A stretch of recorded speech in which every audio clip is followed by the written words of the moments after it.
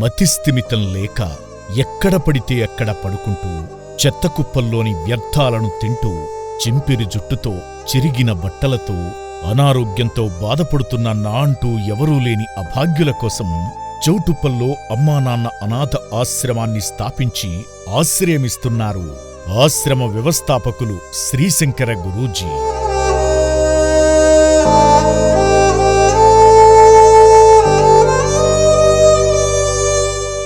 ఒకటి కాదు, రెండు కాదు, గత 16 ఏళ్ల నుంచి వందల మంది అనాథలను ఆదరించి పునర్జన్మనిచ్చారు. ఆశ్రమానికొచ్చిన అనాథల అట్టలు కట్టిన జుట్టును తొలగించి శుభ్రంగా స్నానం చేయించి వారికి మంచి బట్టలు వేసి ఆశ్రయమిస్తారు.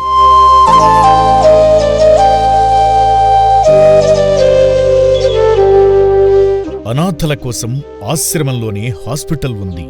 అనారోగ్యంతో ఉన్నవారికి వైద్యులు హాస్పిటల్లోనే చికిత్స అందిస్తారు.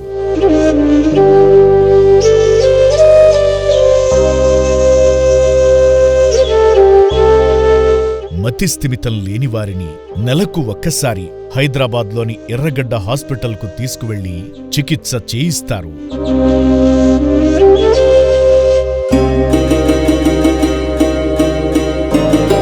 ప్రస్తుతానికి 462 మంది అనాథలుండగా వారిలో వృద్ధులు, అంగవికలాంగులు, మానసిక వికలాంగులు కూడా జీవిస్తున్నారు. ఒకప్పుడు రేకుల షెడ్డులో ఉంటూ అనేక ఇబ్బందులు పడిన అనాథల కోసం 5 అంతస్తుల వసతి భవనాన్ని నిర్మించి సౌకర్యవంతమైన వసతి కల్పించారు శ్రీశంకర గురూజీ.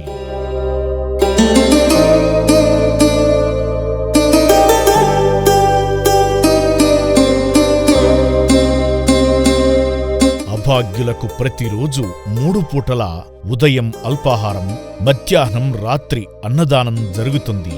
వృద్ధులకు వారి పనులు వారు చేసుకోలేని వారికి సిబ్బంది దగ్గరుండి తినిపిస్తారు.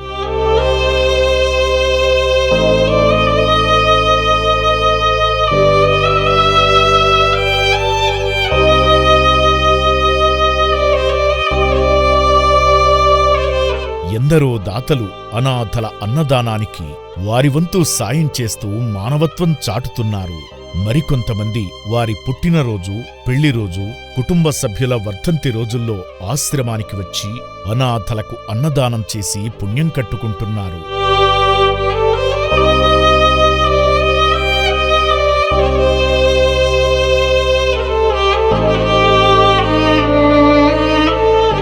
దిక్కులేని అనాథలను ఆశ్రమానికి చేర్చడంలో తెలంగాణ పోలీసులు, స్థానిక సేవా సంస్థలు తమ వంతు పాత్ర పోషిస్తున్నాయి.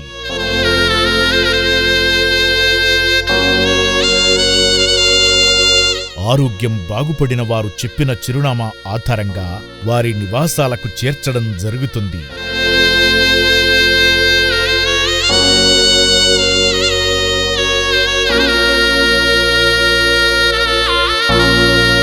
రెండు 2010లో స్థాపించిన అమ్మానాన్న అనాథాశ్రమం నుంచి ఇప్పటి వరకు వందల మంది అభాగ్యులను అయిన వారికి అప్పగించడం జరిగింది.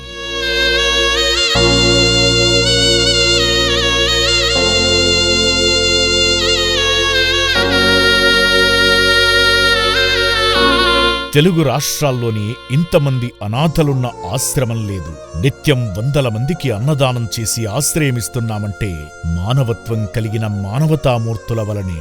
దిక్కులేని దీనుల మనుగడ కోసం మీ వంతు సాయం చేసి సేవాభావం చాటండి.